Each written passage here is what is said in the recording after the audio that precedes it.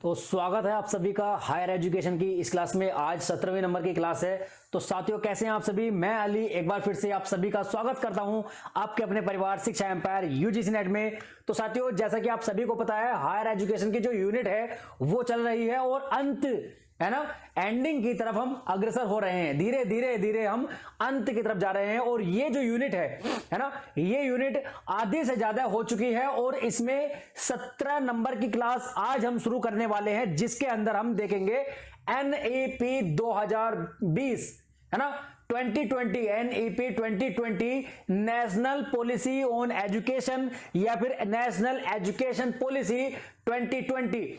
इसके अंदर जो जो रिकमेंडेशंस हैं, जो इससे बेस्ट पॉइंट हैं, जो क्वेश्चन बनते हैं, वो सब देखेंगे आज इसकी क्लास में। बहुत अच्छे से डिटेल में पढ़ते हुए चलेंगे, ठीक है। जैसा कि मैंने पहली क्लास में जब मैंने ये सीरीज शुरू की थी टीचिंग एप्टीट्यूड से, 1 जनवरी को मैंने आपसे वादा किया था कि मैं आप सभी को बिल्कुल फ्री ऑफ कॉस्ट, बिल्कुल फ्री में कंप्लीट कोर्स कराऊंगा, है ना। कंप्लीट कोर्स कराऊंगा, चाहे वो पेपर 1 हो, चाहे वो पेपर 2 हिंदी साहित्य हो, है ना, चाहे वो पेपर 1 हो। तो पेपर 1 की जो पहली यूनिट है टीचिंग एप्टीट्यूड बिल्कुल कंप्लीट हो चुकी है, प्लेलिस्ट बनी हुई है। रिसर्च एप्टीट्यूड दूसरी यूनिट प्लेलिस्ट बनी हुई है। चौथी यूनिट है, तीसरी हमारी कॉम्प्रिहेंशन है, लेकिन रीडिंग कॉम्प्रिहेंशन उसको हम खुद ही कर लेते हैं, उसमें ज्यादा कुछ करने का नहीं होता है।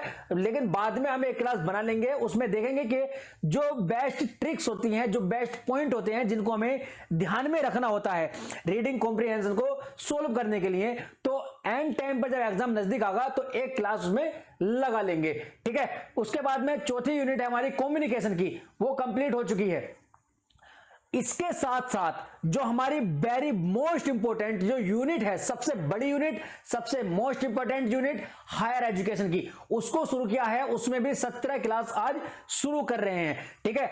तो जाएं, जो बच्चे आज हमसे नए जुड़े हैं उनसे रिक्वेस्ट है, बिल्कुल फ्री ऑफ कॉस्ट अपनी तैयारी बेहतर करें, पहली क्लास से ही शुरू करें, ठीक है। और साथ साथ अपने नोट्स भी बनाते रहें और अपने सभी दोस्तों तक इस क्लास को शेयर करें, ताकि वो लोग भी बिल्कुल फ्री ऑफ कॉस्ट अपनी तैयारी बेहतर कर सकें और अपने साथ जुड़ सकें, अपने परिवार का एक हिस्सा बन सकें, ठीक है। जितना ज्यादा बड़ा परिवार होगा उतनी खुशी तुम्हें भी होगी और साथ में खुशी मुझे भी होगी, और उसी के साथ साथ बेहतर से बेहतर कंटेंट तुम्हारे सामने में पेश करता रहूंगा, ठीक है। तो शुरू करते हैं। आज का सेशन बड़ा ही मजेदार, धमाकेदार, शानदार, बेहतरीन, दमदार होने वाला है, ठीक है, क्योंकि एनईपी 2020।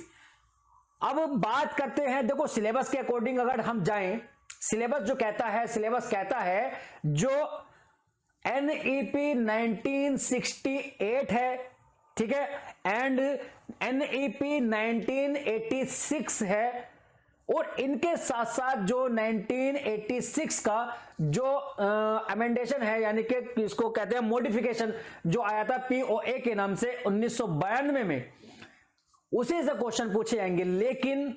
लेकिन जो प्रेजेंट टाइम है, जो चलन चल रहा है एग्जाम में, ना तो ज्यादातर जो क्वेश्चन पूछे जाते हैं वो 2020 की, है ना, जो न्यू एजुकेशन पॉलिसी है 2020, उससे ज्यादा क्वेश्चन पूछे जाते हैं। और उसी के तहत आज इसको हम बहुत ही डिटेल में डिस्कस करने वाले हैं। जो बच्चे नए हैं उनसे रिक्वेस्ट है, पुरानी क्लासेस देखना बिल्कुल ना भूलें। शुरू करते हैं आज का सेशन एनईपी 2020, ठीक है। ये है, यहां एक लोगो है, सत्यमेव जयते नेशनल एजुकेशन पॉलिसी 2020, और इसको शुरुआत किसने किया है? Ministry of human resource development, जिसको हम बोलते हैं MHRD। क्या बोलते हैं? MHRD, ठीक है, MHRD, गवर्नमेंट ऑफ इंडिया,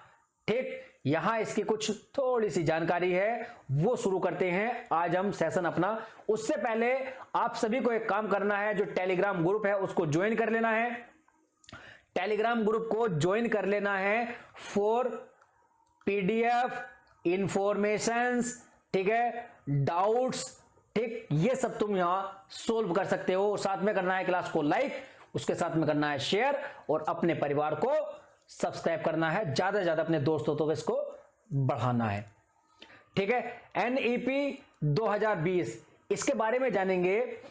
ठीक है, जैसे मैंने बताया था ना कि अभी जो फिलहाल में है ना, वर्तमान समय जो चल रहा है, प्रेजेंट टाइम में जो एनटीए का जो पैटर्न है वो क्या कहता है, वो ये कह रहा है कि कह क्या रहा है, हम देख ही रहे हैं जो एग्जाम हो रहे हैं, हर एक एग्जाम में, हर शिफ्ट में NEP 2020 से क्वेश्चन बन रहे हैं।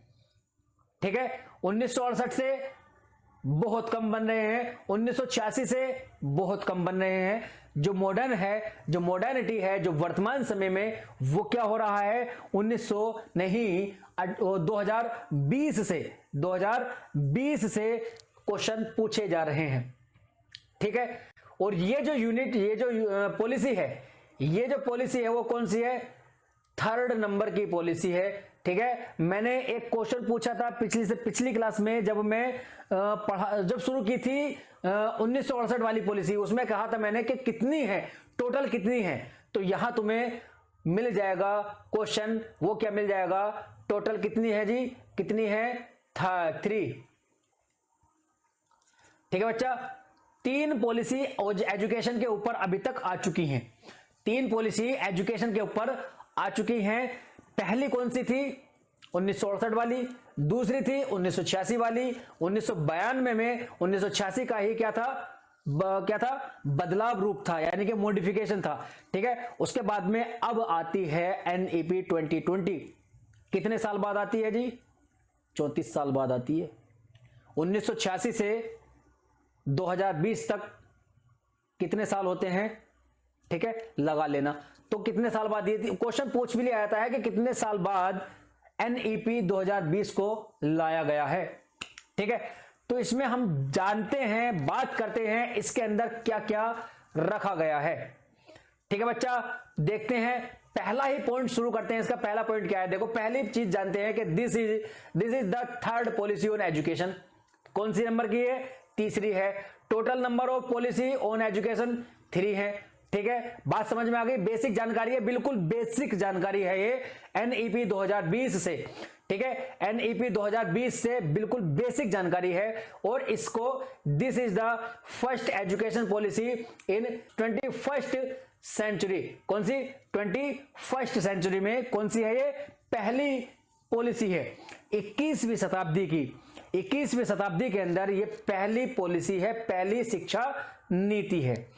ठीक है बच्चा, समझ में आ गई, बोलो आगे चले। Builds on the foundational pillars of access, equity, quality, affordability and accountability. तो इसमें कह सकते हैं, इसको जो बनाया गया है, इसका जो फाउंडेशन हुआ है, इसका फाउंडेशन जो है वो 5 पिलर के ऊपर हुआ है। कैसा, 5 पिलर के ऊपर है, यानी कि कह सकते हैं हम इसके NEP 2020 के 5 पिलर्स हैं। क्या हैं, 5 पिलर्स हैं। ये इनको नाम दिया गया है गाइडिंग पिलर्स। क्या, ऑल्सो कॉल्ड 5 गाइडिंग पिलर्स, नाम पूछ लेगा गाइडिंग पिलर्स। ठीक है, तो ये कौन कौन से हैं, इक्विटी है, यानी कि सबको क्या करना है, समानता देनी है। एक्सेस है, यानी कि पहुंच करनी है। समानता है, गुणवत्ता है, क्वालिटी रखनी है, एजुकेशन के अंदर क्वालिटी एजुकेशन देनी है, कुछ भी नहीं पढ़ा देना है ना। कम समय में क्वालिटी एजुकेशन देनी है, कम कंटेंट में क्वालिटी एजुकेशन देनी है। ठीक है, कम चीजों में, कम बर्डन में क्वालिटी एजुकेशन देनी है। अफोर्डेबिलिटी, यानी कि सामर्थ्य करना है, और अकाउंटेबिलिटी, जवाबदेही। ठीक है, ये क्या है, इसके पिलर हैं। कितने पिलर हैं, 5 पिलर हैं। क्वेश्चन डायरेक्ट पूछा जा सकता है कि NEP 2020 के पिलर कितने हैं, तो कितने पिलर बताओगे, 5 पिलर हैं। नाम क्या है, क्या नाम है, गाइडिंग पिलर्स। ठीक है, गाइडिंग पिलर्स। अब यहां कुछ और पॉइंट हैं जो इससे संबंधित हैं, वो क्या है, देखो जरा। This policy is aligned with क्या, 303 यानी कि 2030, यानी कि 2030 एजेंडा फॉर सस्टेनेबल डेवलपमेंट। क्या मतलब है इसका, ये जो नीति है, यानी कि NEP 2020 जो पॉलिसी है, वो क्या है, इसको अलाइन किया गया है किसके साथ, किसके साथ, 2030 के एजेंडे के साथ। 2030 तक क्या करना है, एक एजेंडा था क्या, 2030 तक सतत विकास के लिए, है ना, सतत विकास के लिए जो एक एजेंडा था, क्या था, सतत विकास, सस्टेनेबल डेवलपमेंट के लिए एक एजेंडा है 2030 तक, और उसी के लिए, उसी के साथ इसको अलाइन किया गया है, किसको, NEP 2020 को, ठीक है। This promoted to vocational education, क्या बच्चा, this promoted to vocational education. अब यहां से मोस्ट इंपोर्टेंट पॉइंट निकल कर आता है, वो क्या पॉइंट आता है, वो पॉइंट ये है कि जो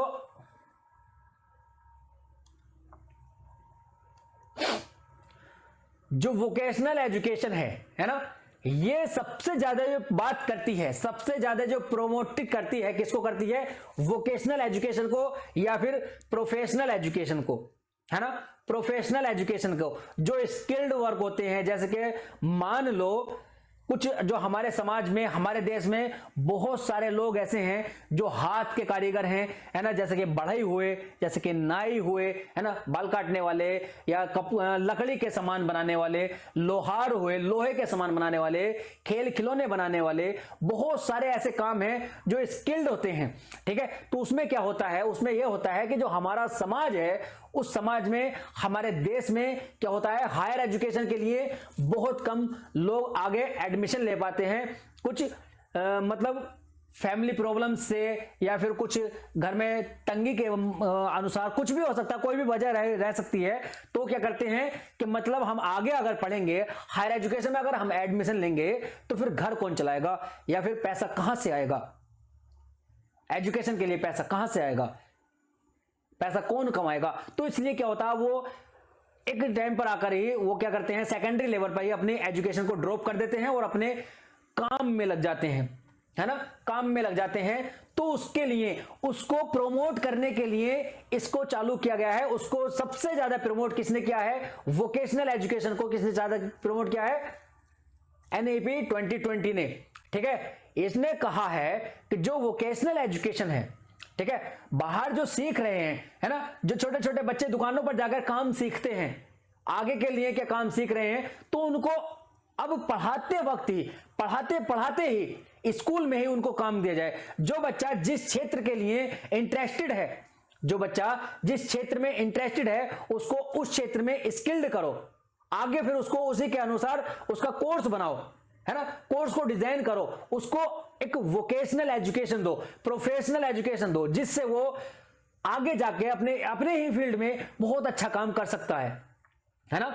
जब एक डिग्री होल्डर, है ना, जब एक डिग्री होल्डर उसको स्किल्ड काम करेगा और एक वैसे ही रट के सीख करके काम कर रहा है ना, तो दोनों में थोड़ा तो चेंज आएगा ना, बेहतर कर सकता है, एक बेहतर कर सकता है ना। तो इसलिए उसको प्रमोट किया गया है, क्या प्रमोट किया गया है। देखते हैं आजकल क्या होता है, आजकल देखते हैं जो डिग्री होल्डर, जैसे कि आज जो थियोरेटिकल जो एजुकेशन है, थियोरेटिकल एजुकेशन जो अभी वर्तमान में है, वर्तमान में जो एजुकेशन थियोरेटिकल है, उसमें क्या होता है, जैसे कि साइंस हुआ, आर्ट हुआ, है ना, आर्ट के अंदर हिस्ट्री, भूगोल, कॉमर्स वाले हुए, ठीक है, ये इतने डिग्री वाले हो चुके हैं, इनको जॉब बहुत कम मिल रही है ना, इनको बहुत कम जॉब मिल रही है। और अगर तुम अभी मतलब कुछ घर में काम कराने लगो, जैसे कि मान लो कोई गेट टूट गया है, किसी का गेट ठीक कराना है ना, कुछ लकड़ी का काम कराना है, कुछ टंकी फिटिंग करानी है, पानी का कुछ काम कराना है, तो ये इन सभी को, ये जो मिस्त्री होते हैं, जो हाथ के कारीगर होते हैं,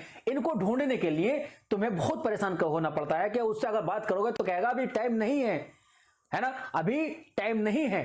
और जो डिग्री होल्डर है उनके पास जॉब नहीं है, तो इसलिए क्या करना है, क्योंकि वो बहुत ज्यादा हो रहे हैं, इतनी जॉब नहीं है, इतने वो ज्यादा हो रहे हैं, तो इसलिए हमें क्या करना पड़ेगा, हमें वोकेशनल एजुकेशन को प्रमोट करना पड़ेगा वोकेशनल एजुकेशन को, जिससे कि वो लोग भी एक स्किल्ड डिग्री हासिल कर सकें और एक अच्छा और बेहतरीन और एक सिस्टमैटिक काम कर सकें। इसलिए इसको ज्यादा प्रमोट किया गया है, स्किल्ड एजुकेशन को, है ना, स्किल्ड बेस्ड एजुकेशन को। ठीक है बच्चा, याद रहेगा, बोलो आगे चलें, चलो आगे चलते हैं। अब बात करते हैं एनईपी ऑन वोकेशनल एजुकेशन, जिसमें जो चीज इसकी मेन मोस्ट इंपोर्टेंट टॉपिक रहा है ना, वोकेशनल एजुकेशन के लिए। इसमें क्या कहा गया है कि this is the one of the most important part of NEP 2020। ये जो है वोकेशनल एजुकेशन 2020 का, एनईपी 2020 का मोस्ट इंपोर्टेंट पार्ट है ना। इस पर सबसे ज्यादा क्या किया गया, फोकस किया गया है। इससे पहले ओनली थ्योरेटिकल एजुकेशन पर ही चर्चा हुई, लाइक साइंस, आर्ट, कॉमर्स, इन सभी पर, जैसे कि थ्योरेटिकल सब्जेक्ट होते हैं इन पर ज्यादा, ठीक है। वोकेशनल एजुकेशन पर ज्यादा कहीं बात नहीं हुई थी, लेकिन इसने जोर देकर के कहा है, ठीक है। उसके बाद में दूसरा पॉइंट आता है कि हायर एजुकेशन में वोकेशनल एजुकेशन के एकीकरण यानी कि इंटीग्रेशन, है ना, इंटीग्रेशन को इजी बनाने के लिए NHEQE है ना, NHEQE, इसका क्या मतलब है, national higher education qualification framework तैयार किया गया। किसके लिए, हायर एजुकेशन में वोकेशनल एजुकेशन को इंटीग्रेट करने के लिए, है ना, इंटीग्रेट करने के लिए क्या किया गया है, NHEQF को क्या किया गया है, शुरू किया गया है, चालू किया गया है, तैयार किया गया है। और इसको कहां से बनाया गया है, कहां से लिया है, इसको NHQF, यहां से E हटा दिया है, NHQF के साथ कार्य करेगा। कौन करेगा, या इससे लिया गया है ना, जो NHEQF ये जो है वो किससे लिया गया है, NHQF से, यानी कि नेशनल हायर क्वालिफिकेशन फ्रेमवर्क, इसके साथ काम करेगा या इससे इसको लिया गया है, ठीक है। बात समझ में आ गई। इसके अंदर एक चीज बहुत ज्यादा इंपॉर्टेंट तुम्हें याद रखनी पड़ेगी, वो क्या, ये जो छोटे छोटे पॉइंट है ना, है क्या, कहां गया, ये जो छोटे छोटे पॉइंट हैं, इनको तुम्हें क्या करना पड़ेगा, इनको याद करना पड़ेगा, रटना पड़ेगा, और इनकी जो फुल फॉर्म है उनको याद करना पड़ेगा, है ना। फुल फॉर्म बहुत ज्यादा पूछता है आजकल, और खासकर एनईपी से बहुत ज्यादा पूछने लगा, क्योंकि इसमें बहुत सारी हैं, जैसे कि MHRD ये है। अब MHRD क्या है, इसकी फुल फॉर्म पूछ लेता है। पहली ही स्लाइड पर मैंने बताया था, ठीक है, क्या बताया था, ministry of human resource development, ठीक है, ये इसकी फुल फॉर्म है और इसको बहुत ज्यादा पूछता है। तो MHRD क्या करेगा, इसकी देख रेख करेगा, ठीक है, और देखरेख के लिए उद्योग यानी कि इंडस्ट्री के साथ सहयोग करेगा। उद्योग के सहयोग से वोकेशनल एजुकेशन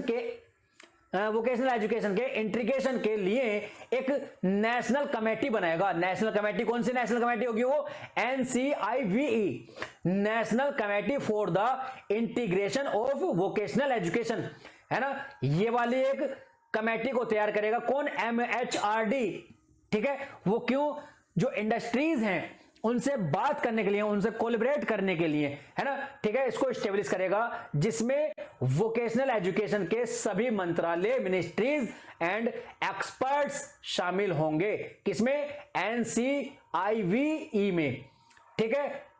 बात समझ में आ रही है ना। ये चीजें हैं, इन पॉइंटों को रट लेना, क्योंकि NEP 2020 का जो एक डॉक्यूमेंट है वो अच्छा खासा अपने आप में 65-66 पेज का है। तो पूरे का पूरा पढ़ना और पढ़ाना अकलमंदी की बात नहीं है। उसमें से जो जो हमारे काम की चीजें, हायर एजुकेशन रिलेटेड जो जो काम की चीजें, हम उनको यहां पढ़ते हैं, ठीक है।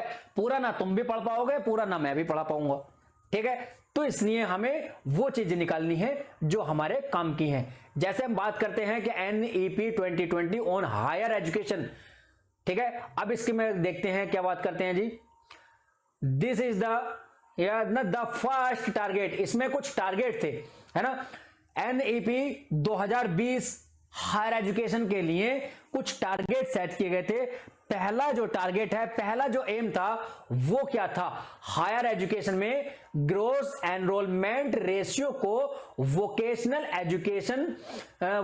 एजुकेशन को इंक्लूड करके कितना करना है बच्चा, इंक्लूड करके क्या करना है, 26.3% से, जो GER यानी कि ग्रोस एनरोलमेंट रेशियो 2018 में कितना था, 26.3%, 26%, अराउंड मान लो 25%, ठीक है। उसके बाद में जो इसका पहला गोल था, जो पहला एम था, पहला टारगेट जो था, वो 2018 से जो 26.3 है, इससे बढ़ा करके क्या करना है, 2035 तक, कहां तक, 2035 तक क्या करना है, 50% तक पहुंचाना है। 26.3% रेशियो को कहां पहुंचाना है, 50% तक पहुंचाना है। अब ये ग्रोस एनरोलमेंट रेशियो क्या है ना, GER है क्या।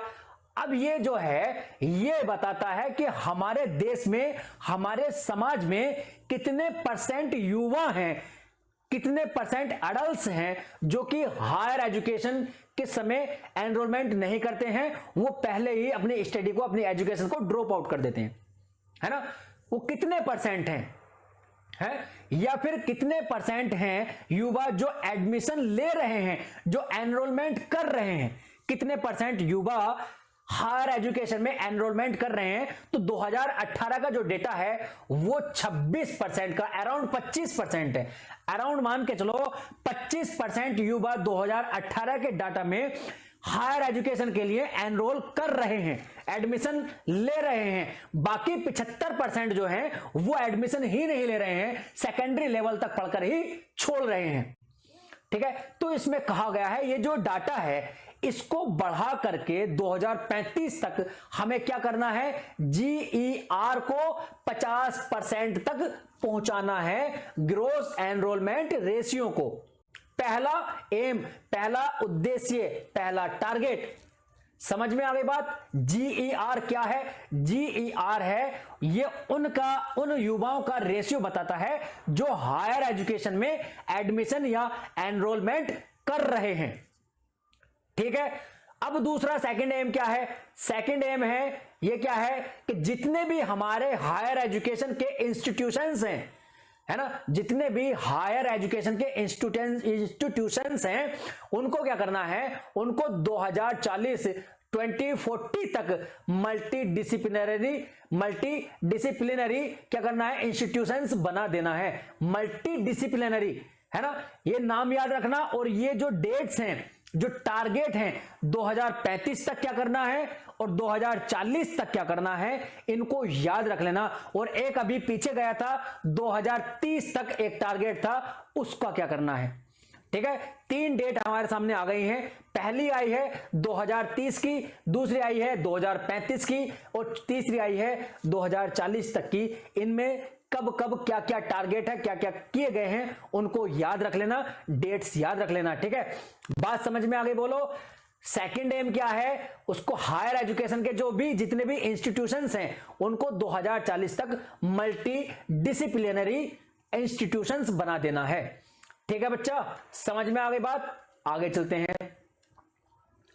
यहां कहा गया है कि हायर एजुकेशन के लिए जो ये बहुत सारी संस्थाएं या ऑर्गेनाइजेशंस बने हुए हैं, जैसे कि UGC है ना, इस तरह के जितने भी हायर एजुकेशन के लिए जो बने हुए हैं संस्थाएं, उन सभी को हटा करके एक HECI क्या करना है, HECI higher education commission of India, एक ही संस्था बना देनी है जो कि सब पर ध्यान रखेगी।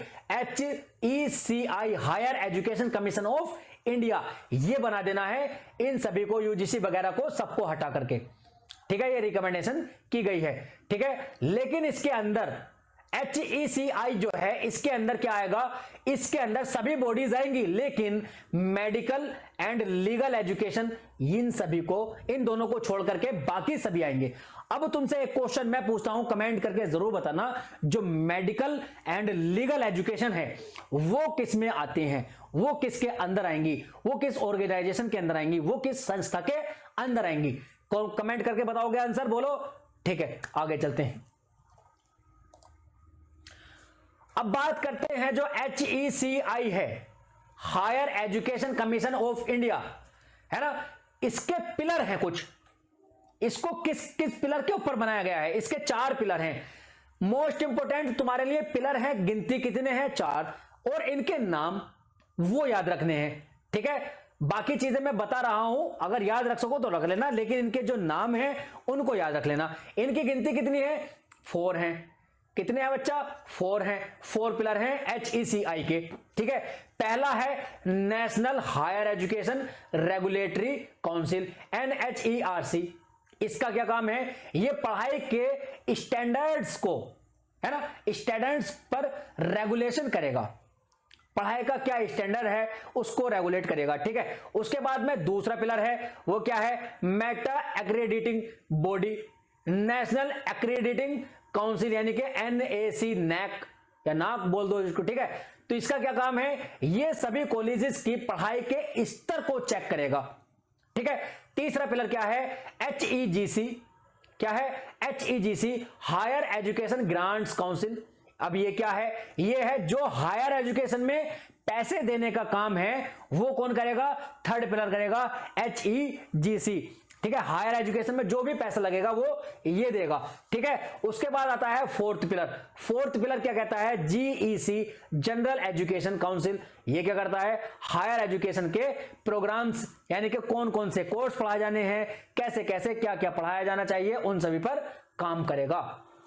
कौन करेगा? Fourth pillar. ठीक है, बात समझ में आ गई? बोलो, आगे चलते हैं। अब बात करते हैं हम इसमें एक मोस्ट इंपॉर्टेंट चीज की, multiple entry and exit system. इसको मीस भी बोलते हैं। क्या बोलते हैं? मीस। क्या बोलते हैं? मीस। अब ये क्या है? अब ये इसमें वर्तमान में जो चीज चलती है, जैसे कि मान लो ग्रेजुएशन है, ग्रेजुएशन 1 साल 2 साल 3 साल, 3 साल की होती है ना, है ना, 3 साल की ग्रेजुएशन होती है, first year, second year, third year. ठीक, अब उसमें क्या होता है? BA, BSc, BCom, ये सब जो हैं 3-3 साल के हैं ना, इसमें क्या होता है? मान लो तुमने 1 साल किया, 2 साल किया। ठीक, 2 साल करने के बाद में तुम्हारा किसी कारणवश, किसी भी कारण से पढ़ाई छूट जाती है, या तुम ड्रॉप आउट कर देते हो। ठीक है, या फिर हो सकता है तुम कहीं और चले गए हो रहने के लिए, और वहां जाके तुम्हें एडमिशन लेना है। तो क्या करना होता है उसके बाद में? जब तुम छोड़ करके बाद में 1 साल 2 साल 3 साल बाद, 4 साल बाद, 5 साल बाद, जब भी तुम इसको रीस्टार्ट करोगे तो क्या करना पड़ता है? 0 से, यानी कि पहले साल से, फर्स्ट ईयर से ही तुम्हें स्टार्ट करना पड़ता है। या फिर कहीं और चले गए तुम, वहां किसी और दूसरे कॉलेज में तुम्हें क्या करना पड़ेगा? स्टार्ट करने पड़ेगा फर्स्ट ईयर से। ठीक है, लेकिन इसमें क्या कहा गया है? Multiple entry and exit system में, मीन्स में कहा गया है कि अब से जो आगे को, मान लो कोई भी व्यक्ति 2 साल पढ़ के, है ना, 2 साल का डिग्री, 2 साल का मतलब हायर एजुकेशन में डिग्री कोर्स या ग्रेजुएशन करके 2 साल की छोड़ देता है किसी भी कारण बस, उसके बाद में वो 1 साल 2 साल 3 साल 4 साल 5 साल बाद, है ना, कभी भी वो रीस्टार्ट करना चाहता है, कंटिन्यू करना चाहता है, तो क्या करेगा? वो उसको 1 साल से, फर्स्ट ईयर से स्टार्ट नहीं करना पड़ेगा, उसने जहां से छोड़ा है वहीं से उसको स्टार्ट करना पड़ेगा। लेकिन आगे जो होगा, अब हम जो करेंगे वो ये करेंगे, फर्स्ट ईयर के लिए एक सर्टिफिकेट देंगे, ठीक है, सेकंड ईयर के लिए डिप्लोमा देंगे, थर्ड ईयर के लिए एडवांस डिप्लोमा या डिग्री देंगे। ठीक है, मान लो सेकंड ईयर किया है, सेकंड ईयर करने के बाद में तुम्हें डिप्लोमा मिल गया। ठीक, डिप्लोमा मिल गया, अब वो डिप्लोमा लेकर के तुम, हो सकता है तुम्हारा इस कॉलेज में मन नहीं है, दूसरे कॉलेज में जाने का मन है, तुम उस डिप्लोमे को लेकर के दूसरे कॉलेज में जाओ, तो सेकंड ईयर से ही तुम्हारा, या मतलब इससे आगे से, यानी कि थर्ड ईयर के शुरुआत से तुम्हारा एडमिशन हो जाएगा और तुम थर्ड ईयर वहां से कर सकते हो। ठीक, ऐसा नहीं है कि वहां जाओगे फर्स्ट ईयर से ही स्टार्ट करना पड़ेगा। तो ये चीज इसमें मोस्ट इंपॉर्टेंट दी गई है, बढ़ावा दिया गया है। ठीक है, और कॉलेज भी चेंज कर सकते, मतलब कॉलेज भी तुम चेंज कर सकते हो, और तुम अपनी पढ़ाई जो छोड़ी हुई है दोबारा भी तुम उसको वहीं से स्टार्ट कर सकते हो। ठीक है, बात समझ में आ गई? बोलो। तो यहां हमारी आज की जो क्लास है, बहुत इंपॉर्टेंट जो पॉइंट थे, मोस्ट इंपॉर्टेंट पॉइंटों के ऊपर हमने डिस्कस किया है। Very very most important point थे। यहां तक आने के लिए आप सभी का तहे दिल से धन्यवाद है। ठीक है, उम्मीद करता हूं बेहतरीन तुम्हारी पढ़ाई चल रही होगी, उम्मीद करता हूं तैयारी बहुत अच्छी चल रही होगी। और जो बच्चे आज हमसे नए जुड़े हैं उनसे रिक्वेस्ट है कि पुरानी क्लासेस देखना बिल्कुल ना भूलें। ठीक है, और अपने साथ साथ नोट्स भी बनाते रहें। ठीक, आज की जो क्लास थी वो पूरी फैक्चुअल क्लास थी, फैक्ट बेस्ड थी, इसने थोड़ी स्पीड से पढ़ाना पड़ा है, थोड़ी स्पीड से क्लास को अटेंड करना पड़ा है। और आप सभी से रिक्वेस्ट है अपनी इस क्लास को अपने सभी दोस्तों तक शेयर करें, जिससे कि वो लोग भी बिल्कुल फ्री ऑफ कॉस्ट पढ़ सकें। और टेलीग्राम ग्रुप लिंक डिस्क्रिप्शन में मिल जाएगा, वहां से जाकर आप इसको ज्वाइन कर सकते हैं पीडीएफ के लिए। ठीक है, तो मिलते हैं अगले सेशन में, तब तक के लिए हंसते रहें, मुस्कुराते रहें, अपनों और अपनों का बहुत सारा ख्याल रखें। धन्यवाद, टेक केयर, बाय, जय हिंद।